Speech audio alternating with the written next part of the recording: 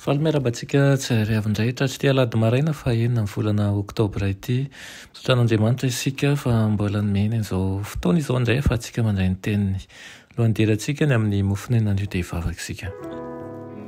Ianay tsara indrindra mbola velom-pisaoranao izay ny amin'ny tombonandro omena anay indray an'io. Misaotra Tompo satria nitahinao tokoa izahay ary miditra ao anatin'ny herinandro vaovao. Ngataka aminao mba hialoha lalana anay amin'izay rehetra kasaina na tianao atao.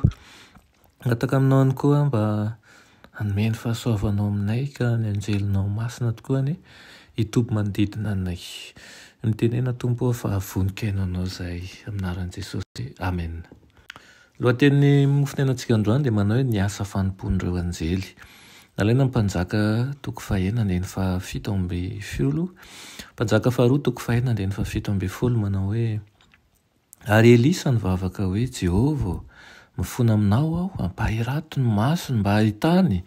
Ary Jehovah nampahiratra ny mason'ilay zatovo ary tena nahita izy. Ka indro ny teny ohatra feno soavaly sy kalesy afo manodidina ny Elisa. Amen. Vitsy ihany no mba mandinika ny amin'ireo anjely tsy hita maso. Ny asan'ny olona dia na ho an'Andriamanitra, na ho an'ny Satana, na ho any andrinan'ny fahazavana, na ho any andrinan'ny aizina. Liana fantatra amin'izay ataony ny olombelona izay toa be raharaha ery kanefa tsy mihevitra ny zava-panahy ny lanitra manontolo. Tsy misaina ny ten'Andriamanitra na ny fampianarana izy ireo. Raha mba niraisiny mantsy ny tenin'Andriamanitra dia tena ho gaga izy ireo fa misy anjely maro tsara sy ratsy manara-maso izay lazainy sy ataony rehetra. Misy azy ireny any amin'ireo fikambanana rehetra mpanao raharaham-barotra, any amin'ny filan-kevitra rehetra, any amin'ny fivoriam-bavaka rehetra, mpiara-miasa amin'Andriamanitra na amin'ny Satana ireo anjely tsy hita maso ireo, ary miasa mafy sy tsy tapaka mihoatra noho ny ataon'ny olombelona. Indray izy ireny no manala ny takona izay manakana ny olombelona tsy hahita ny tontolo tsy hita maso, mba hahafahan'ny saintsika miala mirotorotsy ny hazakazaky ny fiainana sy mahazo an-tsaina fa misy mahita ny ataontsika sy lazaintsika rehetra mpanaovantsika raharaha na rehefa mihevitena ho rery ihany koa isika.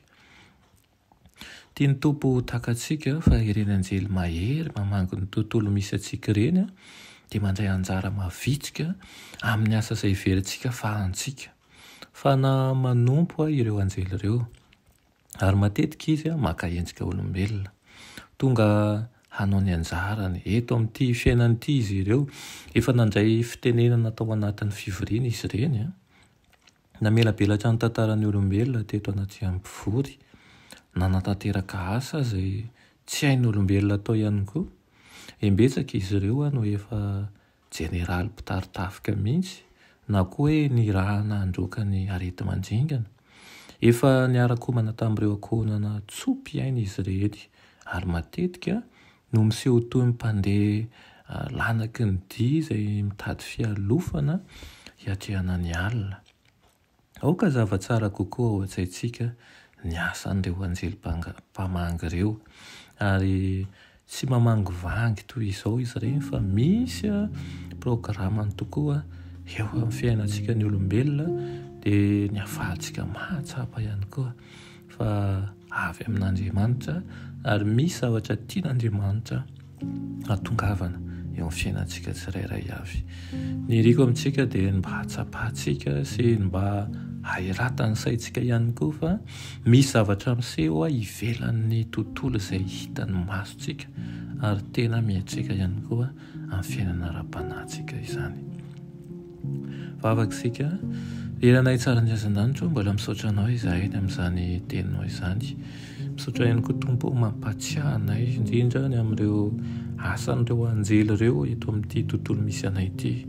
Mangataka aminao izahay mba ho ampahiratinao ihany koa ny masonay tahaka nilazanao an'i Elisa ka ahafantaranay tokoa sy atsapanay fa manana an'ireo anjely ireo izay mpiara-miasa, mpiara-misala ary nalefanao anao lalana anay. Aminaran'i Jesosy, amen.